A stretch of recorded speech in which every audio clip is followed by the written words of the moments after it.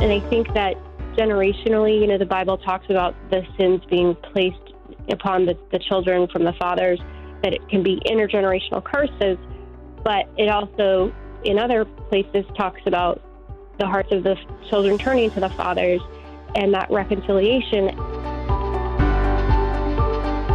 This hour, we're going to talk about a journey of healing and forgiveness. I'll admit that this book, especially in about the first 200 pages, is tough reading because of some of the abuse and some of the difficulties. But again, if you have ever seen Carrie Sheffield on television or in other forms of media, you will say, I would never have guessed. And she is an individual that has been a columnist and a broadcaster. She won a Robert Novak Journalism Fellowship Award, an individual that we have seen in various venues. She actually wrote editorials for the Washington Times under Tony Blankley. She's been on, of course, Fox News and Fox Business, MSNBC, Good Morning America, on the list and goes on. Pictures of her on HBO's Real Time with Bill Maher. An individual with a bachelor's degree from Brigham Young University and a master's degree from Harvard University. But the story is actually of a young girl, fifth of 8 children, with a violent, mentally ill street musician father. Believed he was kind of a modern-day Mormon prophet. We are going to be talking about abuse. We're talking about going to so many different public schools, traveling out on a motorhome, and all sorts of other issues, and eventually having her father excommunicated from the LDS Church.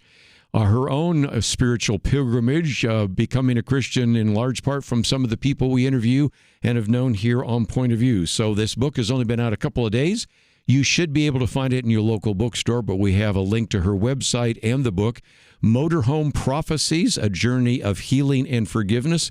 Carrie, thank you for joining us today here on Point of View. Hey there. Thank you for having me. It's good to be here, Kirby. Let's, if we can, start off with Grandpa Ralph and your father, Ralph, because the family story is incredible. Kind of difficult to read, but of course you had to live it, so that's even more of a significant issue. And you do kind of bring us through this whole issue of what it was like to live in that household. Can you kind of give us a background? Yeah, I've certainly had people tell me that the book is traumatic to read, and I say, well, imagine if reading it how it was to live it. And the background is that my grandfather was a very successful real estate developer, and he was the former Republican whip in the Utah legislature. My aunt, so that would be my grandpa's daughter, my dad's sister, she was Miss United States of America, Miss USA. She was the former Miss Utah USA. So we came from a pretty well-known, prominent family in Utah. But I call our story, it's more of like a riches to rags story, actually. And I think it's kind of a squandering of inheritance that, unfortunately, partially due to sexual abuse that my dad suffered when he was a toddler by a Mormon babysitter who was trusted by their family. My father said that later on caused him to feel suicidal ideation. And he had some other childhood traumas that he passed on in different ways to us as children, to the point where, like you mentioned, so I have 7 biological siblings, and so my dad and mom, all 10 of us, grew up in large parts during our upbringing living in a motorhome with 10 people. And the physics of that is very uncomfortable, not very great from a sewage standpoint. But, and I say repeatedly in the book, it's not about being poor. In fact, some of the most poor people in the world are the happiest. It's really about how you're treated. And unfortunately, we did not have healthy treatment in the home consistently, and we had a lot of abuse, spiritually, physically, emotionally, and spiritually. And the end result was that 2 of my brothers developed schizophrenia, and 3 of my siblings have attempted suicide, and I suffered with suicidal ideation and PTSD and depression on and off for a long time. And it was really, and I think what made it so upsetting, and I think for your audience would be interested, was that it was all done in the name of God. That My dad said it was will that we were abused. And so it took a long time for me to disaggregate, okay, what is God's will? Is there a God? Is there a God that loves me, or is there a God that's hostile to me, or is it different to me? Well, and again, that's one of the reasons I'm holding up right now. One of the booklets we've been making available recently is on abusive churches and on spiritual abuse, because that abuse sometimes takes place with the kind of the divine sanction created by that abuser, and that is certainly one of those issues. And as you said, you have no desire or intent to destroy religion. Matter of fact, later on, of course, we'll talk about your conversion. But you also, with 4 older brothers, you the oldest girl, I guess you were the first to escape the motorhome.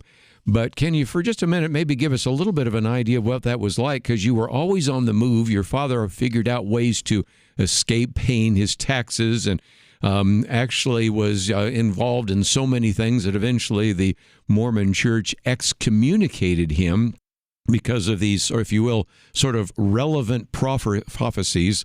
They were always very appropriate at the time to actually be able to manipulate individuals, including, of course, your family.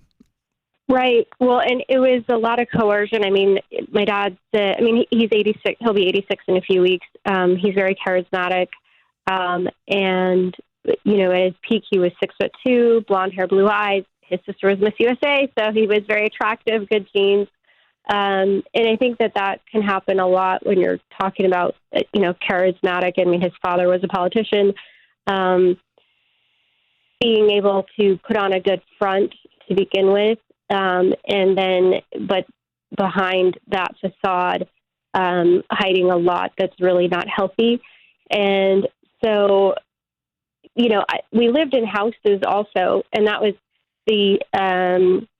by the end, I attended 17 public schools and homeschools. Mm-hmm. So it wasn't just motorhomes. We had houses sometimes, but we also lived in tents. My mom gave birth when our family lived in a tent. Yes, I saw it. And so it was really unstable. But my dad said that he was called by God to save America from destruction, and that he would become president someday. And he said that it was God's will for us to play music on street corners and pass out religious pamphlets to try to convert people to be Mormon. And so it was, like I said, I think I try to be as compassionate to him in the book as I can to understand the roots of his childhood trauma and in his response to that. And I think that generationally, you know, the Bible talks about the sins being placed upon the children from the fathers, that it can be intergenerational curses, but it also, in other places, talks about the hearts of the children turning to the fathers and that reconciliation. And so I think I wrestled with that toward the end of the book. I quoted Billy Graham, where he talks about the difference between honoring your parents and obeying your parents. And he says that, you know, the Bible says to honor your father and mother. Yes. Well, he doesn't say you have to necessarily obey them if they're asking to do something that's not in alignment with God's will. And Carrie, just maybe to illustrate the point, let's talk about whenever you needed medical or dental help, playing soccer, crack open your head. Your father, Ralph, announces that if you go to the emergency room, no Christmas presents, so you have to endure getting stitched up in the most gross way you can imagine. You had a tooth that started moving out. I think you said at one point 90 degrees. Hard to believe. No, I've seen your picture. And instead using if you will, a popsicle stick to push it back in. That was kind of what was happening in that family. And it just illustrates again what you had to endure even as a young child.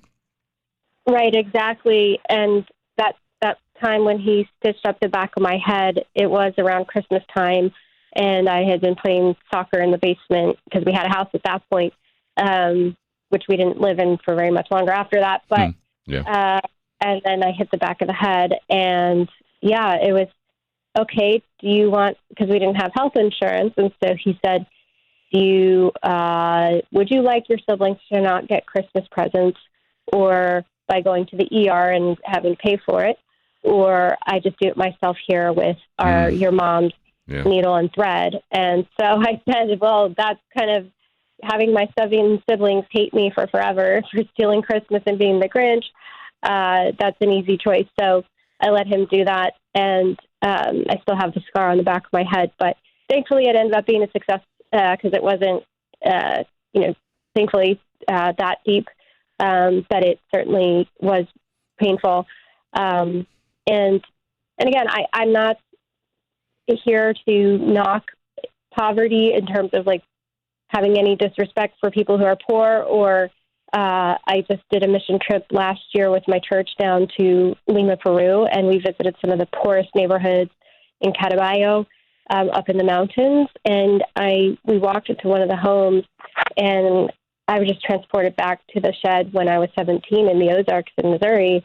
Yes. And the smell and the dankness and the lack of plumbing properly. And it was like a time machine. I felt actually very connected with the people of Peru, having gone through those similar struggles, living in some ways a first world childhood a third world childhood in a first world country as an American. Right. And again, it's not about poverty, although that was part of the story, but it was a self-selected poverty, that it was something that my dad chose, right, because he thought that was God's will. And what I find interesting is that as I was going out of my, I call it my walk in darkness, my about 12 years as an agnostic, this idea of prosperity gospel in Protestantism that I think that's in the opposite direction, and they're both toxic to the extremes, to say God wants you to suffer and be poor because it makes you more righteous. And in fact, it created a sense of superiority complex, I think, for my dad, that I'm better than you because I suffer more than you. And then flipping it on the other side, I think, is just as toxic, to say I'm better than you because I have more money than you, and God wants me to be rich. And so I think having that healthy balance, that money is a gift from God, it's not garbage, and it's also not a God. There's 3 G's, that something is a gift from God, it's not garbage, but it's also not meant to be your God either. Yes. And again, the Bible actually says that it's the love of money that's the root of all evil, not money itself. And if you think about in the Old Testament, you have some very wealthy individuals. You can think about Abraham and Solomon and David. You can think about the lives of some of the prophets. Matter of fact, at the same time, you have everybody from Ezekiel, Jeremiah, and Daniel living at the same time. And Daniel lived in the palace, and Ezekiel lived something that might be considered a little more middle class, and Jeremiah lived in abject poverty. And did God use each one of them? Of course he did. So it's your attitude there as well. One of the surprises is where you actually hung out with some of the African Americans as a girl that would be tied into the Mormon church and, of course, surrounded by a lot of white people. You actually talk about being what they call a wigger, or you're basically dressing up like Eminem. And that was kind of an interesting part of actually connecting up with inner city black and white. Right, exactly. So I have a chapter of my experience, and this experience actually forever solidified my support for school choice. Right. So 2 of my 17 public schools were in Kansas City Public School District, which has the dishonor of being the first public school district in America to lose its accreditation. It's that bad. And the level of violence and chaos and just a toxic learning environment, walking in that first day. So I attended the schools when I was in 6th grade, and then a different school in the same district in 8th grade. But when you go in, you have to go through metal detectors every morning, and sometimes you have to wait in the cold for long periods. And then once you get inside, you're not allowed to go to the classroom. You have to go to a holding pen, which is the gymnasium, and wait until the entire school is done, and then you are dismissed. But the whole experience, it feels like you're going to juvenile detention. And it creates, I think, for a lot of kids, this sense that, that's what you're bound for. That you're going to be forever treated like a criminal because you, at your core, you are a criminal. And we had drugs and bomb scares, and you couldn't wear red shirts with red pants, or a blue shirt with blue pants, because those were gang colors. And I faced some bullying for being white, and some of my black friends were bullied for being friends with a white girl. I think aside from the racial dynamics, the worst part is, like I said, the curriculum was so bad that I remember in sixth grade doing things that it seemed to me like I had done it in maybe first or second or third grade. And the idea that children should be trapped in these schools, especially children who are from maybe a vulnerable family or, predominantly Black or Latino, the poverty rates are higher. You're going to keep them trapped in these toxic environments where it seems like it's a juvenile detention facility. That's why we have the cycle perpetuating of hopelessness and violence, is because in many cases these families are trapped. And so it's just, to me, it shouldn't even be a political question. It's what's right and wrong. Well, again, I think you've articulated some of that in some of the messages you've had. Of course, I remember you speaking out on all sorts of other political issues, and that is the case. Let's talk about your escape, because you knew that your desire to leave for college would not set well with your father, Ralph, but nevertheless, that was an opportunity. And then, of course, you had to figure out how to pay for it. Can you maybe give us a brief overview? Sure. So one of the main catalysts for me leaving was that one of my schizophrenic brothers tried to rape me, right, and he groped me and he attacked me, and thankfully I was able to fend him off. But I was 17, and at that point I said, wow, I am not safe. And when it's your own family and your own home, it kind of crystallizes when something like that happens, where it's like, wow, I'm actually not safe in my own home. Mm-hmm. And so that became kind of the catalyst for an exploration of grappling with the question, is my father a prophet? And that was the first kind of investigative journalism project that I undertook. And Carrie, just before I get on to some other aspects, I thought, since we did talk about being in college, and at this time it was, of course, at a different university than you graduated from, Truman State, but it's a place where there was Greek life, and fraternity guy kisses you, and all of a sudden you realized, as you said, I crossed the Rubicon, never going back to VL status, which would be, VL stands for Virgin Lips Status. And a lot of this, I think, illustrates, again, coming from a time where you're just scared of men, boys, and already had an experience, as you mentioned just a minute ago, from your brother. And in some respects, that went a different direction. It was, again, just a real beginning of wanting to jettison some of the things that had been part of your past. Yeah, and I really wrote the book as a letter to my younger self, and really with an aim to speaking to this rising generation, Gen Z, that's currently in college and high school. I'm 41 years old now, so I think of it as like I'm like their big sister or their aunt or something. And I just, throughout the book, I talk about just our modern society and how I think so much of what's happening in our culture with sexuality and the dating culture and just the hookup culture and yes, the way technology makes people disposable. It's really unfortunate that we've allowed this to happen. And it started largely culturally in American history. It started in the 1960s. And I talk in Truman State how I felt I was very sheltered coming into this state college and just really feeling overwhelmed. I felt like, I had more in common with the international students than my fellow American students.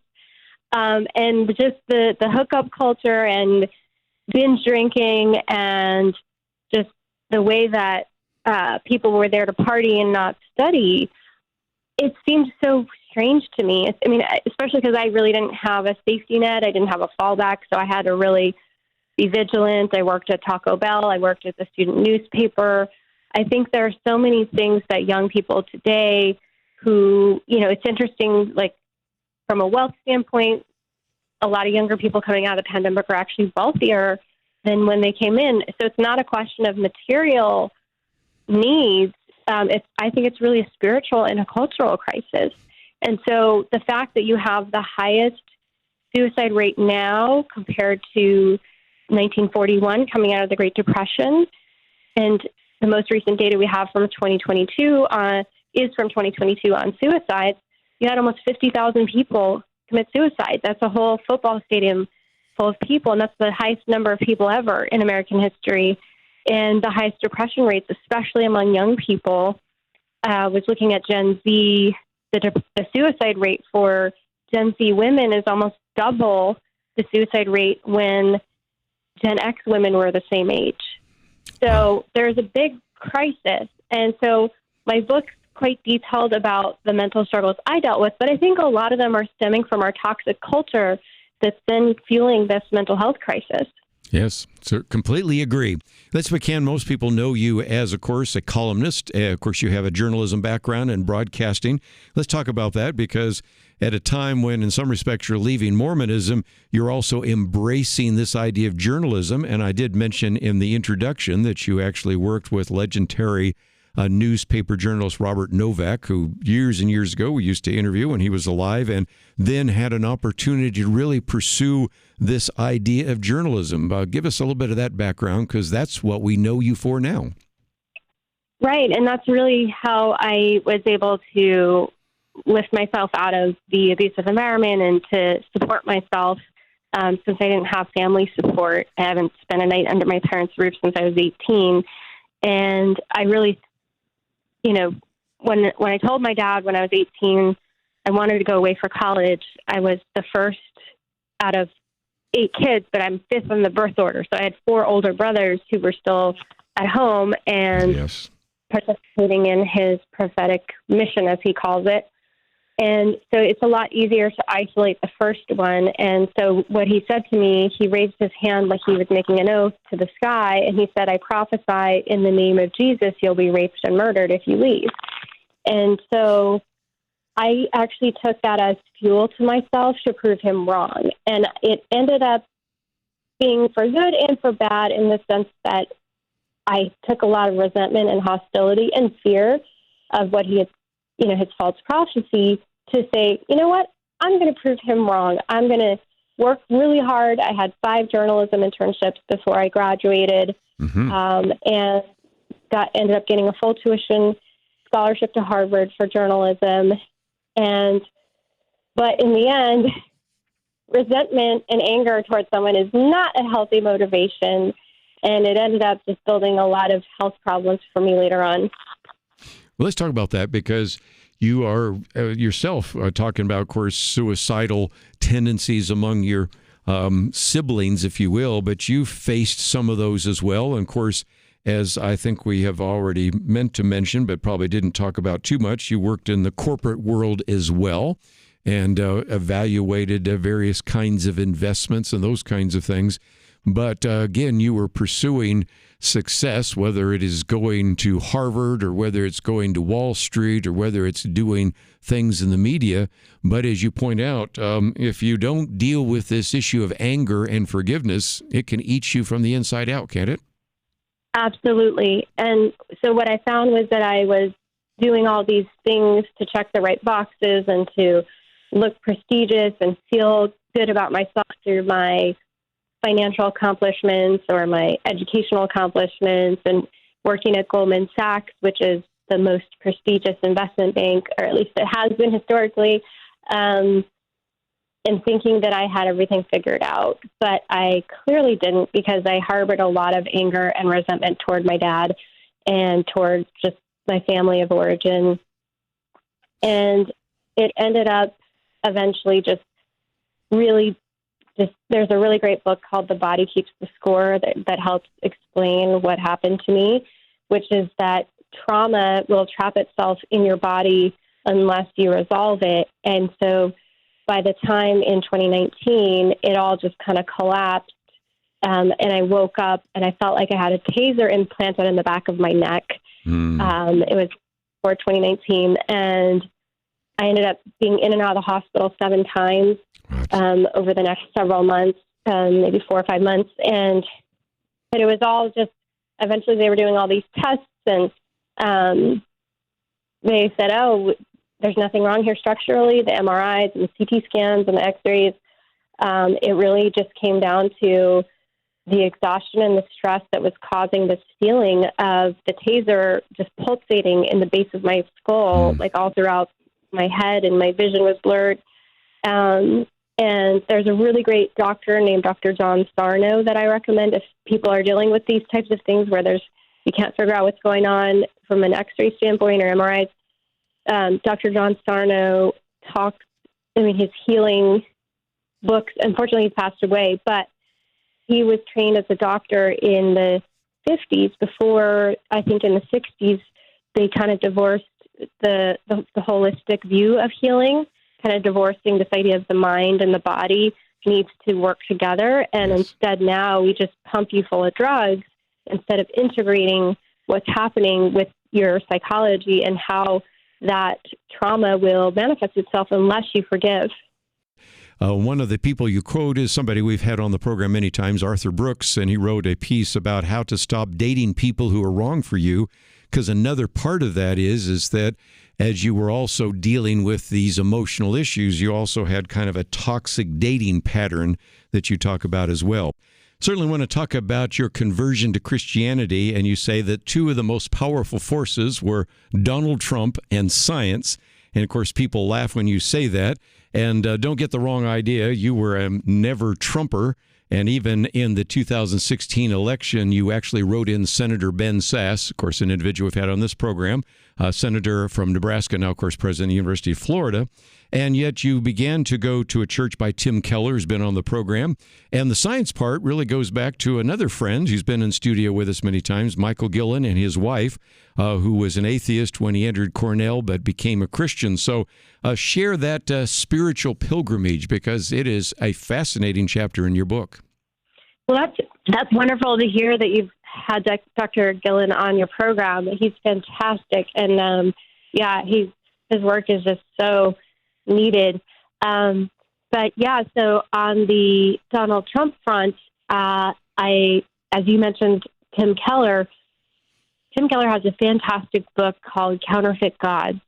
And each chapter in that book is a false god that we as humans naturally tend to worship, whether it's money, power, sex, family, you name it.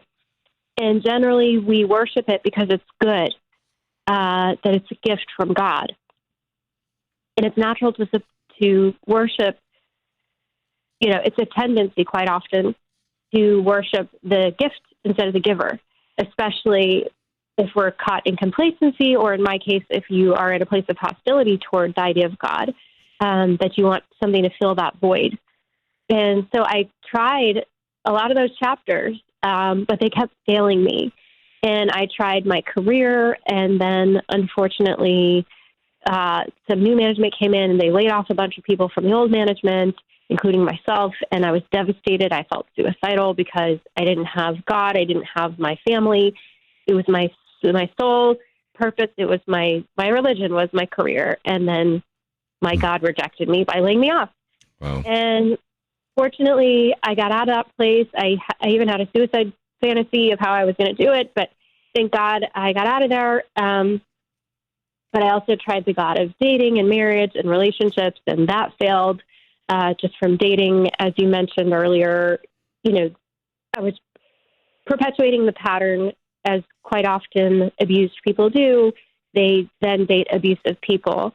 And unfortunately, a lot of times they were hiding it more than my dad would hide it. My dad's more extroverted and externally controlling. And unfortunately, these patterns were more, hidden substance abuse, whether it's drug abuse or alcohol abuse or hidden cheating, just really toxic behaviors and passive aggressive control and anger and just really toxic behavior that I accepted because it was what was normal to me. And then I realized, that's a false God too. Mm-hmm. Dating and marriage is a gift from God, but we shouldn't worship it. But I was allowing these negative people in my life to become false idols to me. And I allowed them to hurt me and tell me I wasn't good enough. And I needed to change myself to fit what they wanted. And they were controlling. And, eventually I got engaged and I broke off that relationship and felt suicidal again, and it's just the pattern of one false idol to the next, always trying to fill that void. And so finally, to the point on politics and Donald Trump, I thought I had found a God that would not fail me, and that was the God of politics. Well, obviously, we can laugh now. That's just hilarious. But I went to the Harvard Kennedy School, and I know you went to Yale, so I'll forgive you. But also went to Georgetown, which was my alternative to Harvard's school as well in government. Yeah. Yeah, so I went to the Harvard Kennedy School, which is named after JFK. Right. And I think in some ways I had put him as a Messiah-type figure in the same way that Martin Luther King Jr. was assassinated for his people. Abraham Lincoln was a Messiah figure who was shot on Good Friday, I recently learned. That became my religion, was this idea of public service and self-sacrifice, and what JFK said, that you should not ask what your country can do for you, but ask what you can do for your country.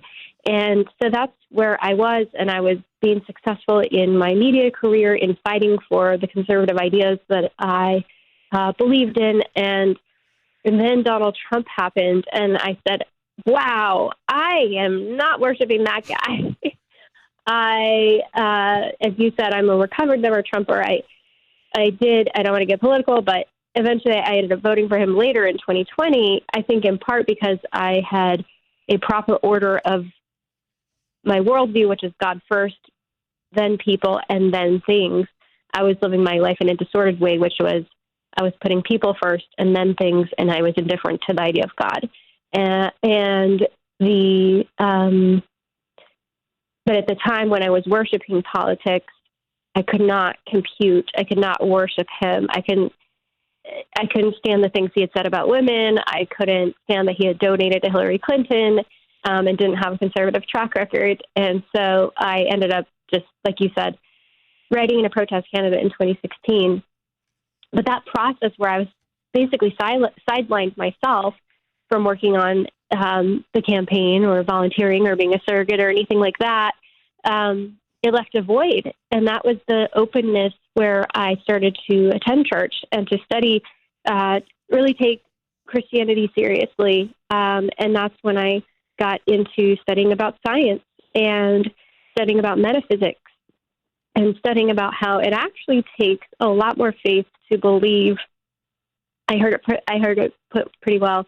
It takes more faith to believe in a virgin universe than a virgin birth. And that's essentially, if you're atheist and you simply believe in random chance, you're believing in a virgin universe.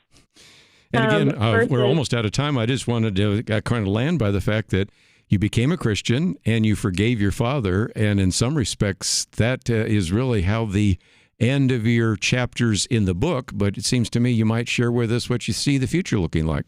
Right. Well, my hope with this book, and it just came out, as you mentioned, on Tuesday, my hope and my prayer with this book is that I'll be able to connect and reach as many young people, because there is this mental health crisis among young people right now.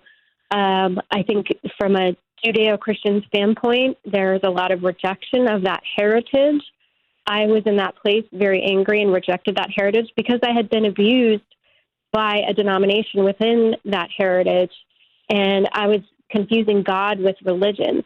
And so my hope is that, and I've already lined up, spoke at Palm Beach Atlantic University. That clip went viral. It's already got 1.2 million views on Twitter.